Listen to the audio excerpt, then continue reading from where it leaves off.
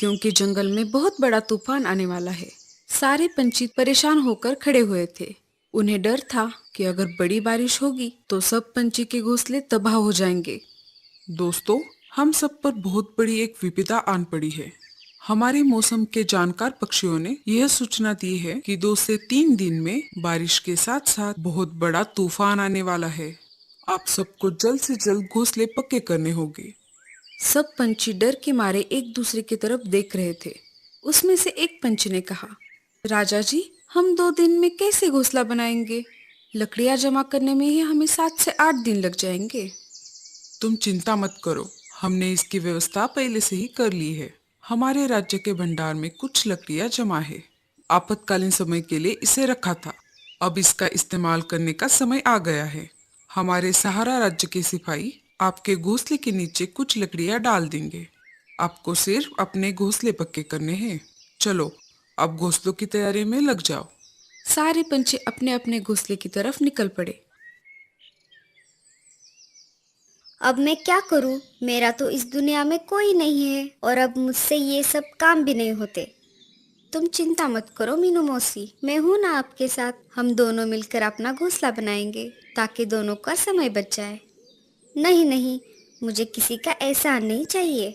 अगर कहीं तुमने बारिश के समय घोंसले से बाहर निकाल दिया तो मेरा क्या होगा फिर? मैं कहाँ पर जाऊंगी? ऐसी बात नहीं है मीनू मौसी, मैं तो हम दोनों के भले के लिए कह रही थी, ताकि दोनों का समय बच जाए। रहने दो, मैं देख लूंगी। ठीक है, जैसे आपकी मर्जी।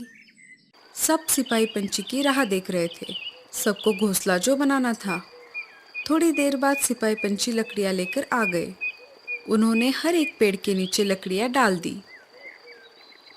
मीनू मौसी और लाडो लकड़ियों के पास आ जाती है। उन दोनों से पहले कालू कौवा और भूरा कौवा वहां पर पहुंच चुके थे। आ गए दोनों।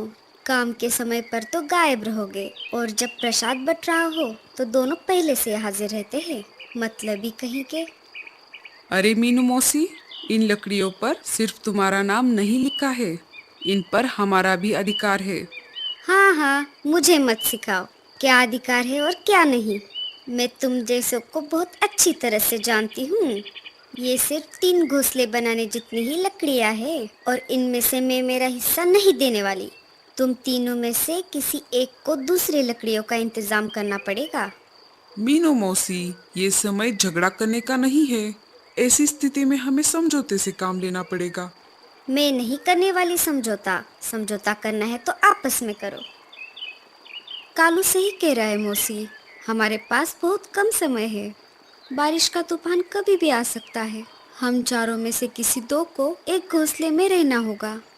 ऐसा करो, कालू और भूरा मिलके एक घोंसला बना सकते हैं। दोनों की जोड़ी अच्छी बनेगी।